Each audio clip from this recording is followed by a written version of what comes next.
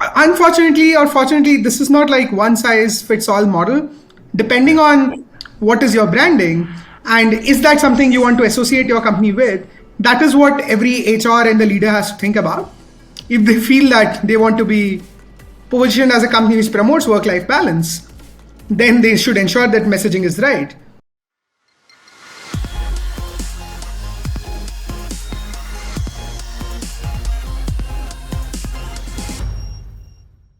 Welcome to the new HR show. I'm your host, Mark Jackson, and I'm excited to have Sourabh, the CEO and founder of an interesting platform, HR platform for employee engagement called Advantage Club.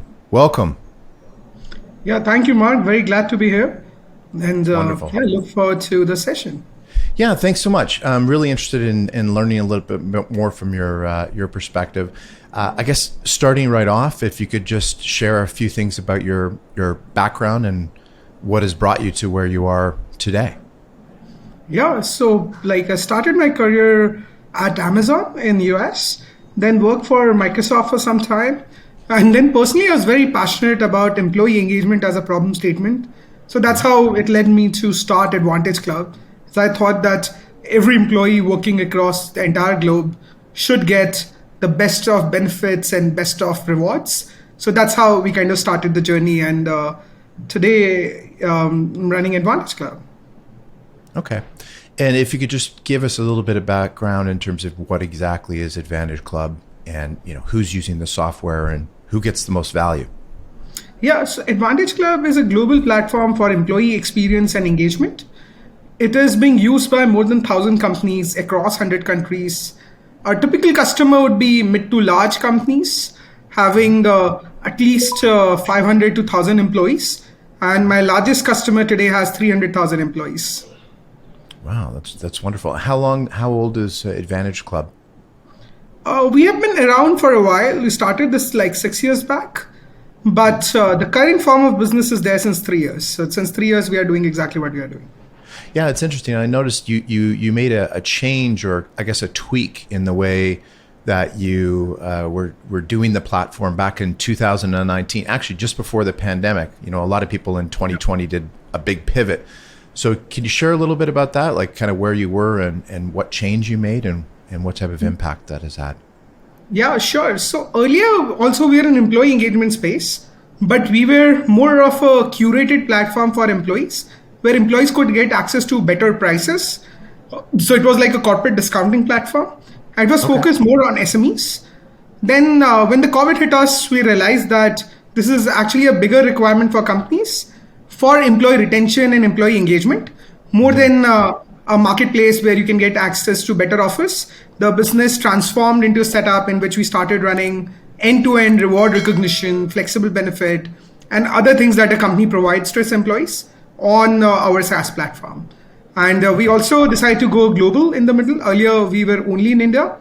And since then, 2020 to today, we are now live across 100 countries. Now, what languages do you serve on your platform? So we live across more than 30 languages. We, of course, support English, Hindi. We also do Arabic, French language, Canadian French, and so on. So we support more than 30 global languages. 30 languages. That's amazing. Who would you say in terms of using the software? Obviously, the end users, the employees are going to get value, but in terms of an organization, where do you find most of the people coming from? Is it from operations or from HR, or where are you getting the most uptick in terms of people joining your platform? Yeah, so employee engagement and employee experience is a core KRA for an HR. So typically a CHRO or a VP of HR who has the focus on driving retention among employees, employee experience, is our ideal customer, and they kind of make the decision for the product. Okay. Can you give us, just a high-level example of some of the tools in the program itself? Yeah, so there are 4 different tools are built into the platform. First is reward and recognition. So any company which has any sort of decision making, whom to recognize, whether it is nomination approval workflow or anything else, everything gets beautifully designed in our platform. And then we have more than thousands of brands where employees can get points and can go and redeem. So Okay. that's the core solution. The second big part for us is flexible benefit, where employees are getting points for things like medical wellness, work from home, learning and development. So again, employees can go and redeem those points on specific category. And then the other two products we have is first is Perks, which is the corporate discounting platform, and last one is Communities, where people can come and engage with each other. We can create, say, a hobby club, a hiking club for you, where people who are interested in hiking can hang out with their colleague, practicing what they love. So these are the four core products that we have in our platform. What is the growth been in your communities element in the past 2 or 3 years? Oh, it's huge. So overall today, more than I'd say 1 million people are using communities on Really? a very active basis. Okay. So yeah, it's fairly popular, and especially it works very well for large enterprises because they have large workforces. We have also experimented with products like an internal Craigslist where people can buy sell from each other. That's also fairly popular among the employees. Okay, right. And how do you structure? I'm just thinking of your largest. Did you say your largest client has 300,000 employees? Yeah. Largest one has 300,000 employees. So how does the platform structure the approval process for rewards or for giving people commendation or kudos or something like that? Is it there's manager levels or multiple levels, or you can globally set, like how exactly does that work? Yeah, so typically your managers or HR leads can kind of recommend people. And depending on the company's policy, there can be maybe no approval directly people can give. There can be anything between 1 to 5 approval in the process. Okay. So the tool takes care of it, that who needs to approve. And they will get a reminder that someone has nominated, so they have to go and approve. And if they don't do it within time, they'll get constant like messages around it. So like the policies are completely built into the platform, so you can just desertize it. I like reminders. I'm a big fan of reminders, so I like that. Can you like, obviously employee engagement is such a broad topic, and there's no one silver bullet. There's so many different pieces of the puzzle in terms of engaging employees, whether they're in the office or remote. But can you tell us, like, what is kind of the top of the list of employee engagement tools that you provide your clients with? I know you do a number of different puzzles, but what's kind of at the top in your mind in terms of how you really provide good engagement? Yeah, I think recognition is the biggest play, because if you go and ask an employee, they do want the credit for the job that they are doing, and they want to be recognized. And somehow in the world we live in, we just keep on demanding and never go ahead and pat on the back. I think that's Yeah. the biggest need. And I'd say second big need is just to feel part of a community, be more associated. Because if you look at it, an employee spends almost 80% of their active life in office when they're not sleeping, and or not doing just menial chores. So at Yeah. that point, they want to be part of a bigger community, want to engage with each other, and at the same time, of course, recognized. Okay. And what type of do they want? They want the recognition to be, I guess it depends in terms of the employee. Some people want to be publicly recognized. Other people want to do it privately, depending if they're shy or something like that. But, obviously we're in the culture of Instagram. Everybody wants that, public gratification. So how do you amplify that when somebody gets kudos, or I'm not sure of what the actual term is in your platform? How do you amplify that within their peer group to make it truly valuable to them? Yeah, so exactly. So, like, amplification of the reward is very, very important, because recognition is only worth a recognition if it is in front of peers and in front of people. If it is just private, it will probably give you some satisfaction. But if it is in front of the people with whom you work with, then it is more valued. And what also happens is that then they can also chime in, they can also congratulate, they can add on to the recognition by sharing their positive comments as well. So what we do on the platform is that we have a concept of social buzz, where all the awards are getting listed, like that are given on the platform, gets populated there, and other people can like and comment there, just like any social media. And then we also allow the giver to CC other people. In certain organizations, there are in fact rules that whenever someone is recognized, the entire team gets a mail that XYZ person got high five or a kudo from the manager. So amplification is very, very important. It's a very important part of the need to get recognized. Okay. And how do you address, and I don't know if you do address it in your platform, I guess when you're dealing with something electronic, there's, a component of how do you create that sincerity connection that, it's not just a manager clicking on, heart buttons to make sure his team all feels engaged or excited in week 1 or week 12. How do you create that level of sincerity with the recognition inside your platform? So what we do is that in a lot of recognition, it's a kind of mandatory to write a personalized message as well. And in certain cases, there's also option to upload an audio or video. So that brings personalization to the message. And in a lot of setups, there's also, it's mandatory to maintain, like put at least say 50 character about someone while recognizing, so that the effort and the recognition is very sincere and it's just not, like you said, people creating just hard buttons.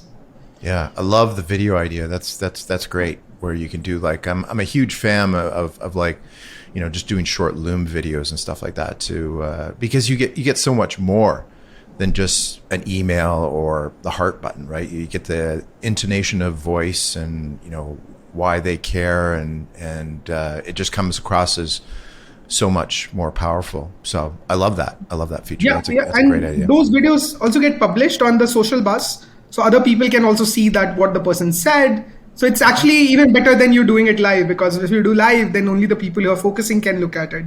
But if you do it here, then even the people who come in later can go and look at it, that what did the person say about the people who got recognized. Okay. Any of your elements of recognition extend to LinkedIn or can be shared on LinkedIn? Is that a possibility? Yeah. All of our recognition can be shared to all social medias, including LinkedIn, Facebook for Workplaces, Yammer, and so on. Okay. And there are scenarios in which there's auto share turned on for some companies. You can further share it across Slack groups as well, Teams as well. And in certain companies, it gets auto-populated, that whenever someone gets recognized, it comes on a social bus, but it will also go on a team Slack, so that other people can kind of like and comment on it. Yeah, I like that idea. Kind of getting outside of the corporate Slack silo and crossing to LinkedIn or whatever the group is. What do you think are the, obviously you've been involved in so many different organizations, Microsoft, Amazon, and now you're kind of on the creator side of the business. Can you tell us, what do you think are some of the fundamentals of building a company? Yeah, I think the most important thing in building company is your employees. Of course, the product, customer, all of that is important. But when you're building an organization at scale, ultimately an organization is just a bunch of people who are all driven by a common vision and is working towards that. So it's very important to build the right team, keep them motivated. And as long as they understand the purpose and they know how to do it and you have shown enough guidance, they will deliver by themselves. You don't really have to do much after that. But the key is to, one, find the right people, get them on board, get them motivated, get them structured towards the goal, and give them then the freedom to execute. Excellent. So definitely you have a people first orientation. It all depends on the team. Yeah. We are very strong on that. Yeah. I bet. Oh, obviously you use the platform yourself, correct? Of course, a lot. Yeah. Yeah, absolutely. So in terms of kind of looking through the lens of larger organizations, speaking again to your involvement in Oracle and Microsoft and Amazon, can you share some of the best practices that these companies have used in terms of HR and employee retention? Any takeaways? Yes, I'd say all the organizations were very strong in building the community among the employees. And where Microsoft stood out for me was they were very big on recognition as well. And they created a whole world for an employee. Like when I used to work at Microsoft, all my hiking trips used to be with my colleagues. If I had wanted to, say, do a garage sale, I can just do it on the Microsoft platform and Microsoft employees would come there. And they also arrange a lot of perks for employees. So you'd always feel special, whether you're going to a gym or a restaurant. You'll find your colleague, but you'll also get access to premium memberships, either for free or at a very penny costs, because you're a Microsoft employee. So they actually created the whole world for you. And then when you're leaving Microsoft, it's not like you're leaving a job. You're leaving a whole ecosystem. So it really helped them, I think, drive retention as well. And employees used to be generally more happier. On Amazon front, I'd say that they had a very huge customer focus. And then they had a principle of disagree and commit, where employees can kind of debate ideas. And ultimately, but once it decided and people would commit to it, that allowed people to kind of voice their opinion out. So they encouraged that a lot. That if you feel something is right for the consumer, you might be an entry level person, but you can go and probably share your ideas with a VP, and you don't have to be afraid, because ultimately ideas are supposed to fight and not people. So I think they got that right. And that kind of drove a lot of stickiness because everyone felt very empowered. So at Advantage Club, we are trying to take the best of both the worlds and build the organization with both the principles in place. Well, definitely, employee retention and recognition is more important than every any time really in our history. You think of just the employment landscape right now is so interesting. Even some of the companies that you mentioned just in our chat have let thousands of employees go, but at the same time we're in a tight labor market. It's very odd. Yeah, exactly right. So even when people are firing, if you look at it, people are firing under 5% of people. So still you have to retain everyone else. And there's a lot of fear when you're actually firing. Your employer branding, your voice of employee gets very, very impacted. So as an employee, you need to be felt secure for continuing your work at the companies which is actually laying off. So it's even more critical for a company to communicate right when they're laying off than when they're hiring. And luckily, we are in a world where people understand that, and they have all gone through these cycles multiple times. So they do understand that they have to ensure that the employees who are there, which is almost like 95% of your employees, they still need to feel secure and they need to feel engaged. Else, nothing will happen. Yeah, it's funny. Like even you mentioned that letting 5% of the employees go, all the media attention and internally at the organization, everybody's focused on that and the budgets and stuff of that nature. But you still have 95% of the people still in the building, so to speak, and they need to be motivated and felt secure and nurtured, and it's an investment that needs to be made, and either you can pay a little bit up front, or it's going to cost you a lot in the end if you don't have that team running well. Yeah, exactly right. It can completely spiral down because at the time when you're firing, you cannot definitely afford two things. One, a workforce which is not resigning but is not productive because they don't feel secure. That's the worst. And the second worst is that you lose your performers, and that means you'll have to again go and hire and go through the training exercise, which is very expensive process. So it's very important to retain the employees who are left and make them feel secure. And that's where the program like us play a big role. But I think the bigger role than that is also the leadership communication, especially when they're laying off. It's very important to be very transparent with your employees and at the same time give them some level of security. Yeah, absolutely. So how do you communicate that message to HR leadership, or do they understand that intimately in our current environment? Most of the customers that we work with are smart HRs. So they already understand this. So this is a discussion I have to do typically outside HR community, who are not HR, say some people who are not related directly with the problem statement. But a typical HR would understand this as a problem statement, and one of the KRA while firing is to ensure that remaining organization stays intact. So in fact, at Advantage Club, we have our best pipeline of our life right now when the market is not doing that well. Of course, it works well when everybody's trying to hire. That's another problem. But at this point, we have the best pipeline we have ever had. Almost every company is trying to digitize and do something for their employees. Well, congratulations. I took a look at your G2 ratings on your platform and just saw that you were a top recognition platform in 2000. I wasn't sure if it was winter 2023 or spring 23. We just got the results out today, actually. So awesome. We are in celebration mode just before your. Congratulations! Well, you're definitely doing something right. That's for sure. I wanted to ask you about a LinkedIn post that you had recently mentioned, it basically said the first in building strong employee branding is evaluating the company's existing image as an employer. So could you just explain this phrase a little bit more, and what are the areas of improvement to a company's employee-focused branding? Sure. So, see, every company has a level of brand or a perception for employees. Just like as consumers, we have a perception of every brand. Similarly, when we are thinking about working for an organization, we all have some perception. It can be, it is very customer oriented, it is very employee friendly, it is maybe less employee friendly, but I get to do good work. So every company has its own kind of goods and bad branding in the eye of an employee, which if you do a survey, you'll find that it's actually relatively consistent. It's not very variable. So that's why it's very important for every employer to keep an eye out for that, because that can change the decision for any new employee coming in. And unfortunately or fortunately, this is not like one size fits all model.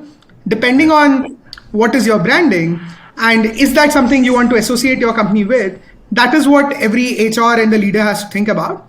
If they feel that they want to be positioned as a company which promotes work-life balance, then they should ensure that messaging is right. At the same time, if someone wants to promote that, okay, we work hard, but we play hard, then that's their choice. But it's very important to get the right message out there so that employees are coming with the right expectation and they don't get disappointed on either side. Yeah, and I think it's also, if you do get the branding right in terms of talking about your culture and really where you are going, and you're living that as well, I think that sincerity is communicated to your prospective employees, whether they're, whether you're doing talent acquisition directly out of universities and colleges, or attracting other talent on LinkedIn. I think there's some corporations that just have that personality, and it comes across well to their benefit in terms of finding new employees for their teams. Yeah, and I would say it actually goes beyond employees. Your branding is what ultimately there'll be employees who will move out of your organization, there'll be employees who will join you, there'll be employees who will not join you. And these guys will move across the world. So the branding that and the perception that people have will not only be relevant for your employment opportunities, but will also be heard by your clients. Will also be heard maybe by, if you have any investors, maybe your peers. So it was something which becomes a lot more widely known than what you'd think in the early day.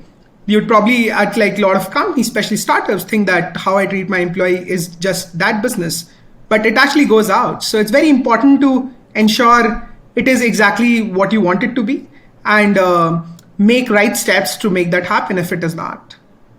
It's interesting. I can't remember the company off the top of my head, but I saw a LinkedIn post. It was last week, and somebody in my network, they had left a company, and the company sent them a box of stuff with a thank you note, thanking. So they were leaving the organization. They were going somewhere else, and they sent them a gift to thank them for all of their work and all of their contributions and wishing them well. I thought, wow, it was just such a wonderful gesture. And you think about the amplification of that. Like how many times is that person going to tell that story? And not only that, they're going to be benchmarking their past employee experience with the new organization. So the new organization is going to have to step it up to make that employee happy, or they may end up going back there. You never really know, right? Yeah, exactly. And peer-to-peer feedback is so common. Like when someone is evaluating a company, it's very common to pick up a phone and talk to someone who has worked in the company either currently or historically.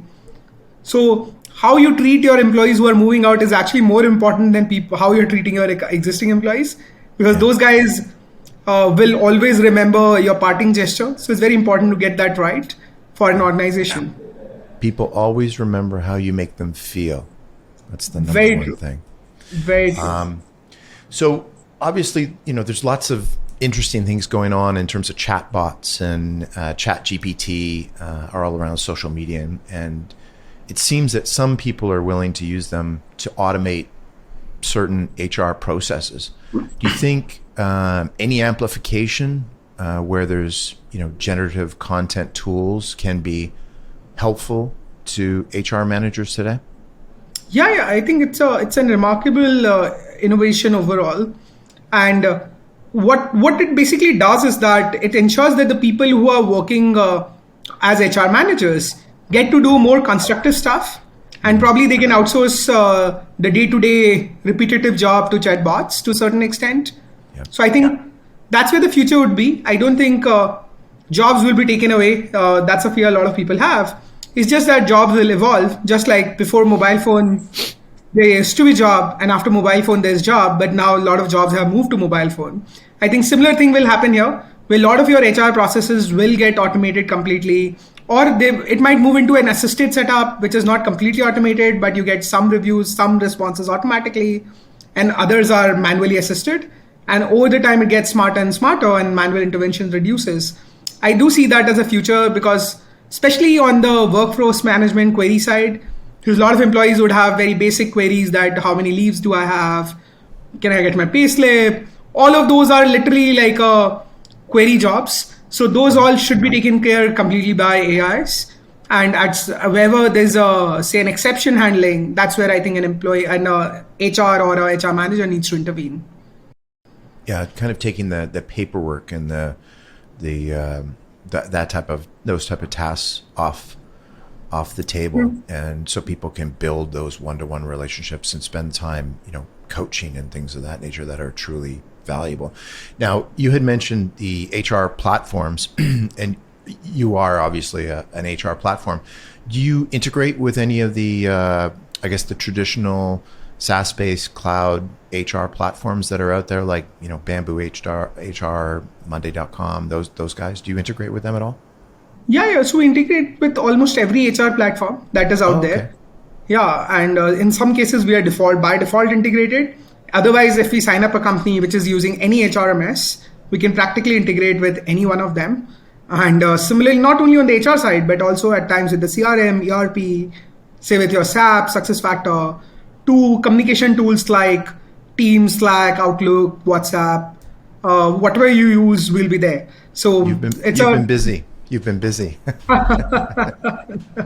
yeah. No, That's within the great. world we live in, it's very important to give an integrated experience to the end user. So yeah, it's Yes, something which is very core to us.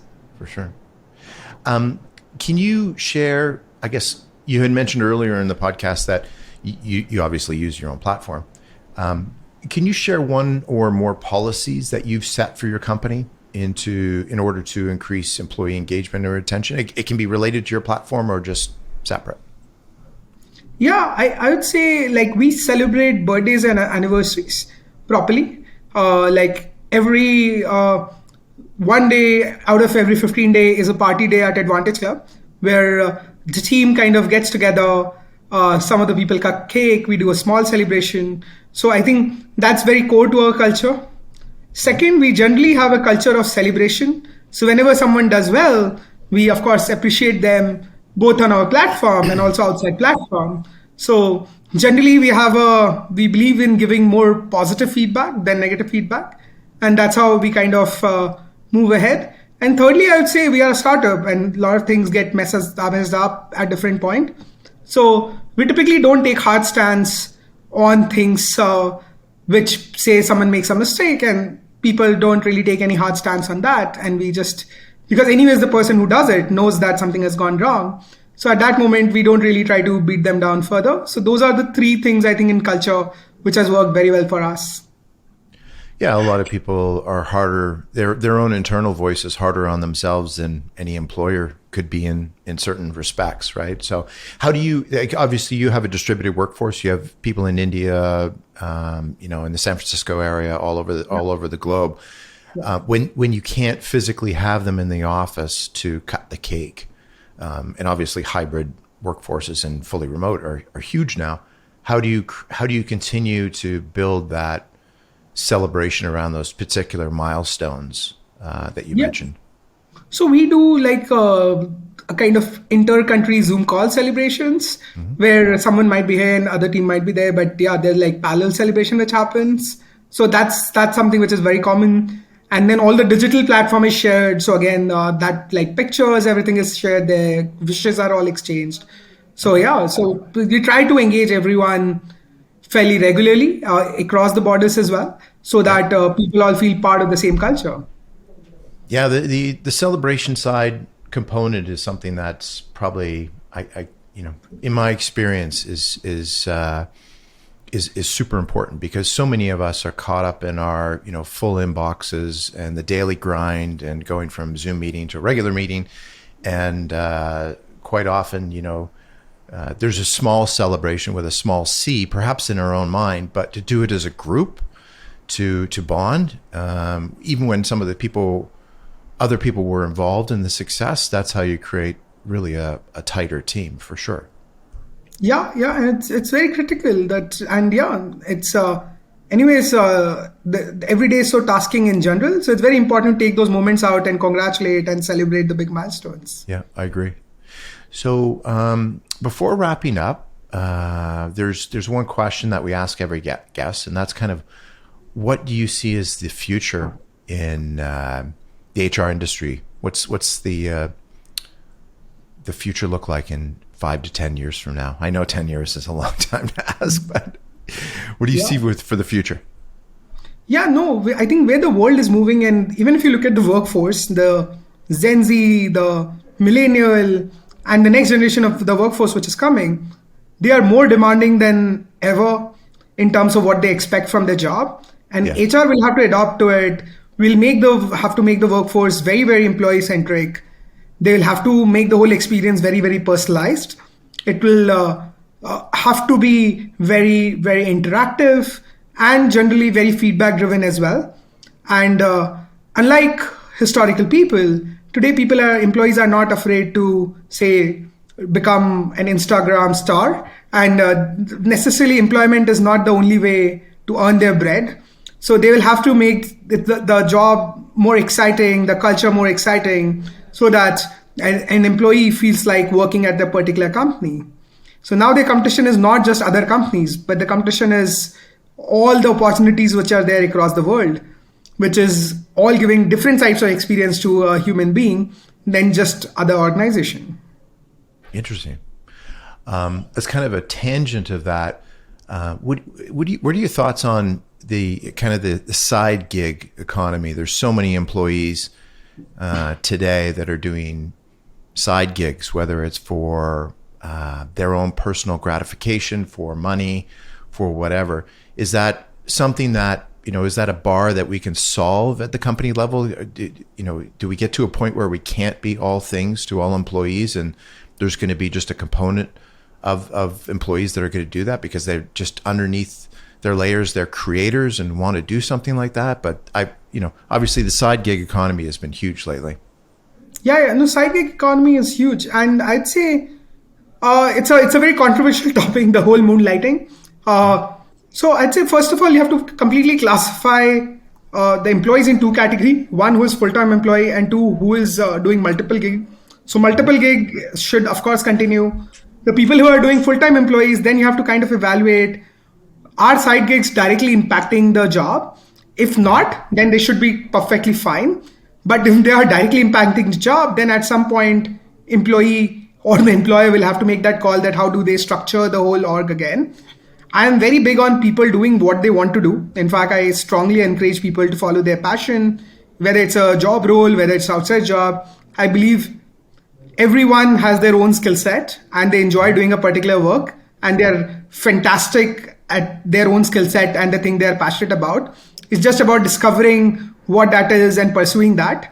At times that like what you want to do can be money generating. At times it cannot be as much money generating. Then if it is money generating, great, then you should do that. If it is not money generating, then person has to figure out how they balance their vocation and a vocation so that both don't get impacted.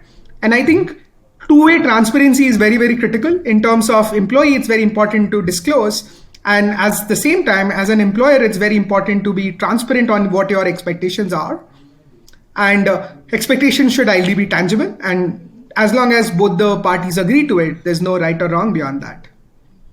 Yeah, that's great. Interesting thoughts. Just as I guess the final point that I want you to share is where can people learn more about you and your organization and get in touch? Yeah, I'm fairly active on LinkedIn. So yeah, happy to chat there or over my email, which is Sourabh at advantageclub.co. Okay, and we'll include some of the notes in the podcast notes as well. Well, thank you so much. It's been a pleasure, and it's been great catching up and hearing a little bit about what your thoughts are on the future of HR and where we are right now. Yeah, thanks a lot, Mark. Yeah, it was a lovely discussion, and yeah, look forward to connecting again. Thank you.